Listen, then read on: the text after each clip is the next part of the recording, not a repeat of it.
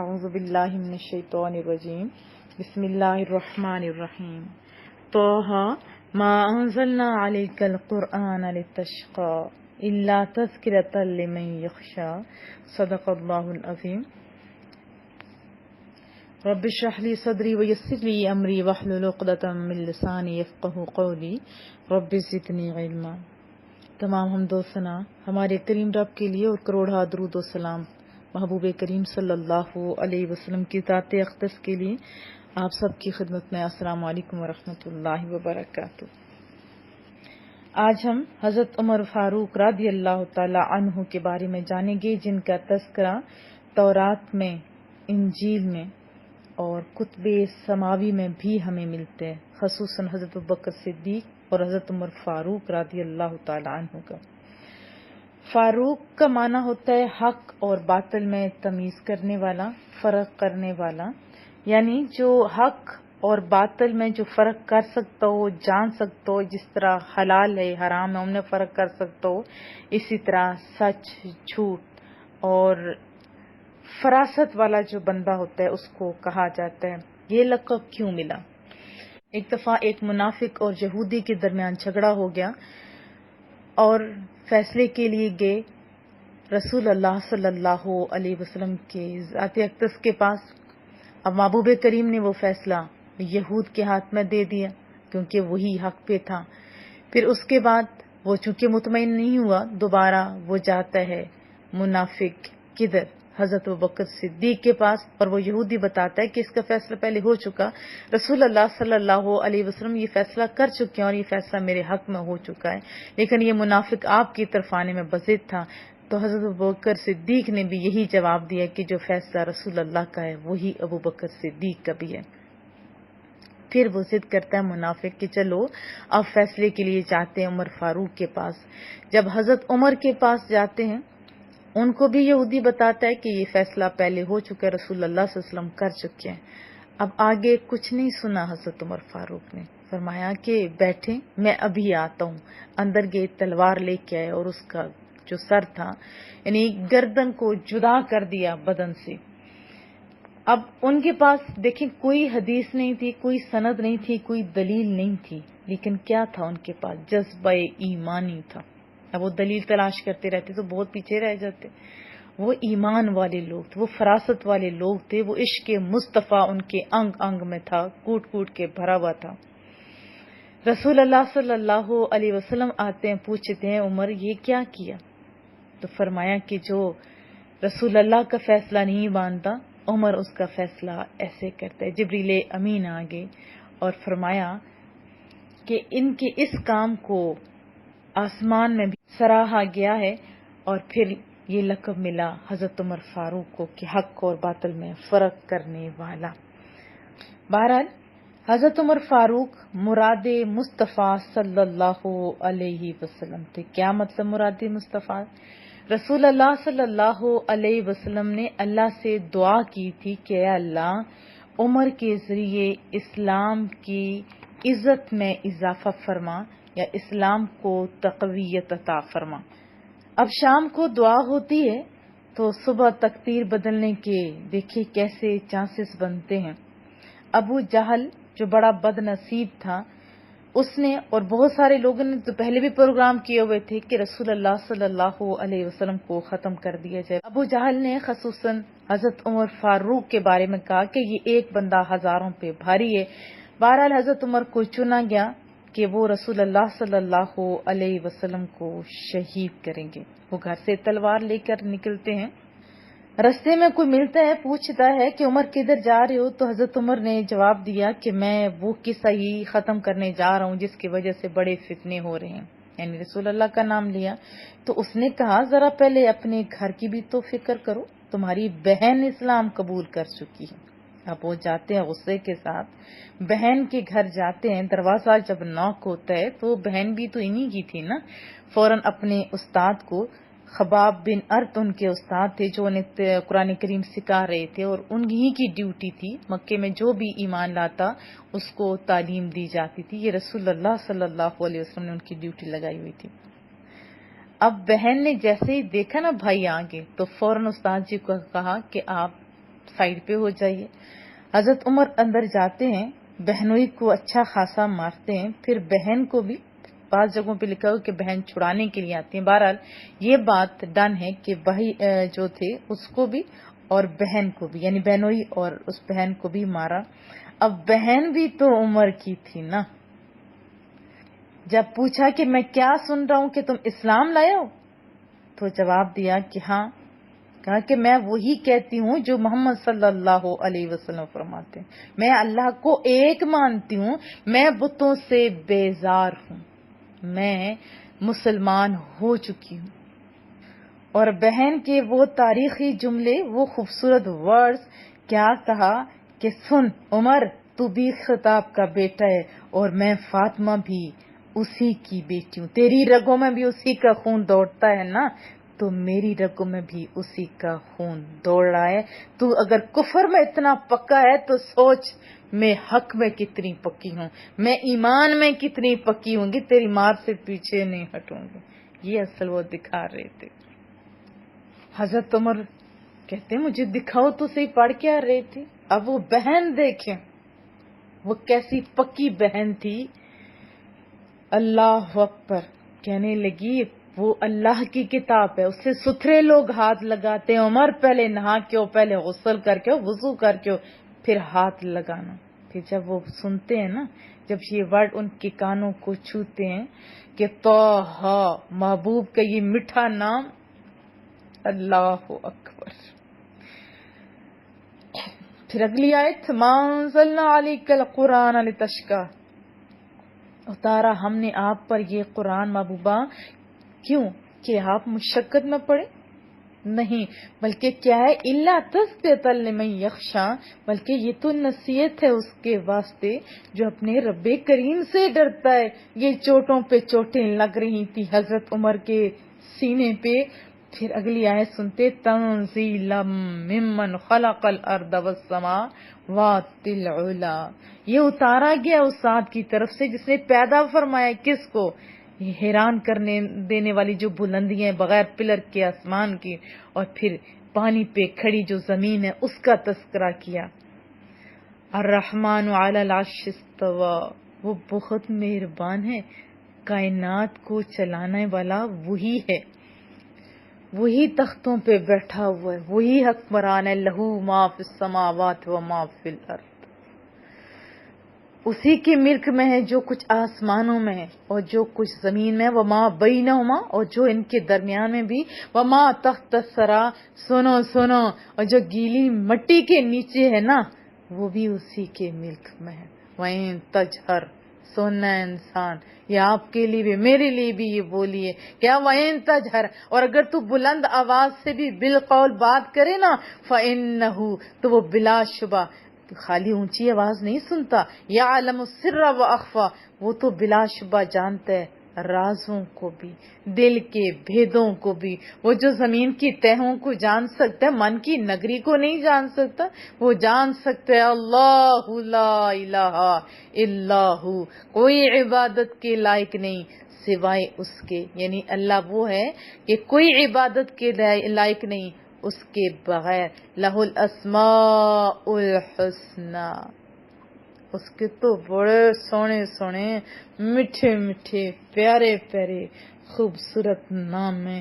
جب یہ ورڈ کانوں کو چھوتے ہیں, دل کے اوپر چوٹیں لگتی ہیں, تو فوراً حضرت عمر کیا فرماتے, ہاں ہاں اللہ ایک ہے, ہاں ہاں جس نے یہ کتاب اتاری, ہاں وہی عبادت کے لائق ہے. مجھے لے چلو محمد عربی کے پاس, میں بھی تو کلمہ پڑھنا چاہتا ہوں. اب یہ جو بات ہے نا, یہ ہم لوگوں کے لیے, اسپیشلی بیٹیوں کے لیے, اسپیشلی بہنوں کے لیے, اس کا تذکرہ حضرت علامہ اقبال رحمۃ اللہ علیہ نے اپنے اشعار میں بھی کیا کہ انہوں نے جو کہے ورڈ ان کا ترجمہ سنا دیتی ہوں. انہوں نے کیا فرمایا, امت کی بیٹیوں, امت کی ماؤں, امت کی بہنوں, دیکھو سنو, کیا ہم سب کو وہ مخاطب کر رہے ہیں, کون, حضرت علامہ اقبال. فرمایا اے مسلمان بیٹی, اے مسلمان بہن, تجھے اپنی شان کا پتہ ہی نہیں. کیا فرمایا, اے مسلمان بہن بیٹی, اے عورت, تجھے تو اپنی شان کا پتہ نہیں. دیکھ اگر تو قرآن کی تلاوت کرے نا قرآن کریم کا سنگت تو اپنا لے نا تو دیکھ عمر جیسا انسان، اس کی زندگی میں انقلاب اگر آ سکتا ہے نا، اگر عمر کی تقدیر بدل سکتی ہے نا، تو تیری وجہ سے تیرے بھائیوں کی بھی تقدیر بدل سکتی ہے، پھر اس امت کی بھی تقدیر بدل سکتی ہے۔ وہ فاطمہ کی تلاوت ہی تو تھی نا جس نے حضرت عمر کی زندگی کو بدل کے رکھ دیا۔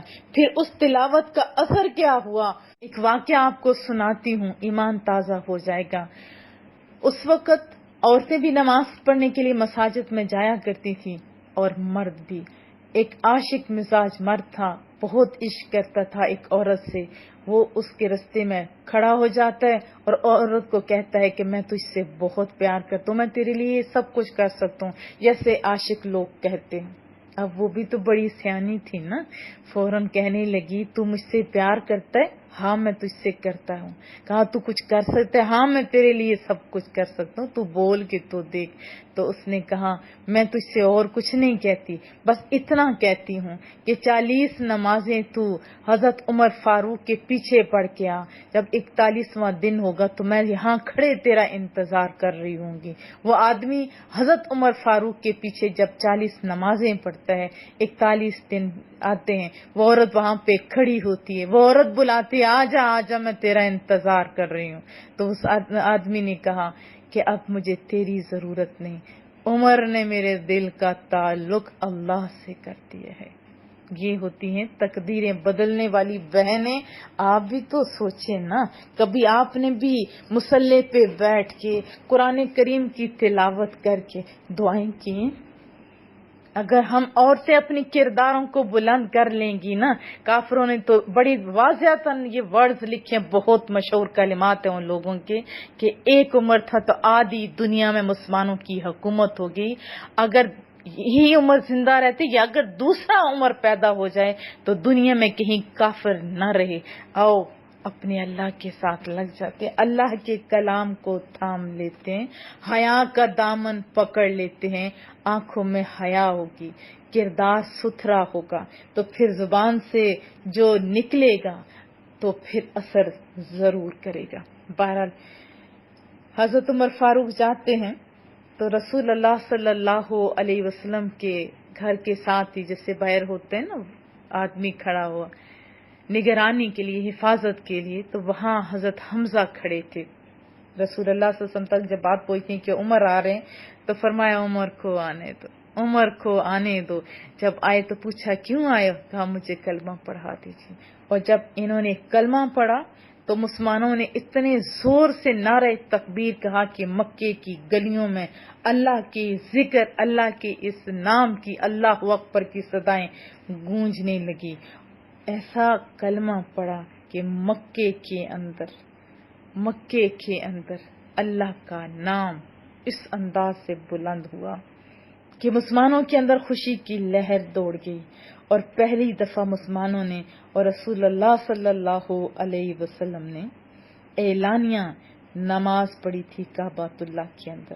اللہ کے ذکر سے گونجا مکہ بھی اور کعبہ بھی۔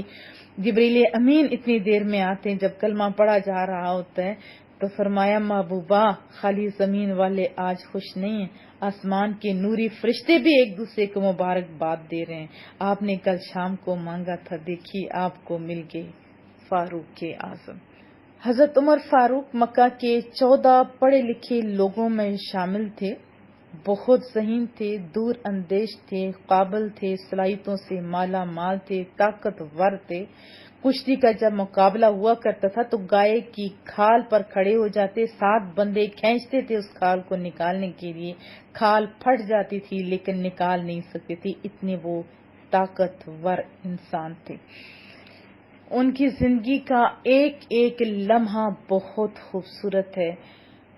حضرت عمر کے واقعات آپ سنایا کرو اپنے بچوں کو، اس طرح آپ کے بچوں کے اندر بھی بہادری پیدا ہوگی۔ جو ابھی کارٹونز اور پتہ نہیں کون کون سے مین کارٹون ہیں وہ ہیرو بنے ہوئے ہمارے ہیرو تو یہ پیاری ہستیاں ہیں نا.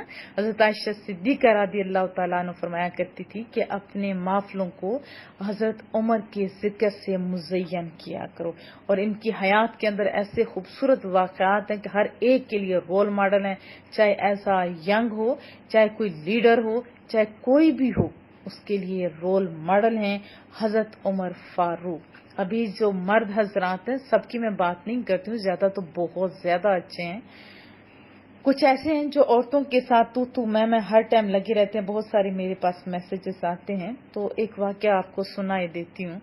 ایک آدمی آیا جس کے گھر میں تھوڑی لڑائی ہوتی تھی, تو وہ جب گھر پہنچتا ہے تو حضرت عمر کی بیوی بھی تھوڑا بول رہی ہوتی, وہ پیچھے مڑتے ذہن میں آیا ہوگا نا کہ جو اپنے فیصلے نہیں کر پا رہے گھر کے, تو اندر تو میرا انہوں نے کیا کرنا. بہرحال حضرت عمر نے بلایا, کیوں آئے تھے؟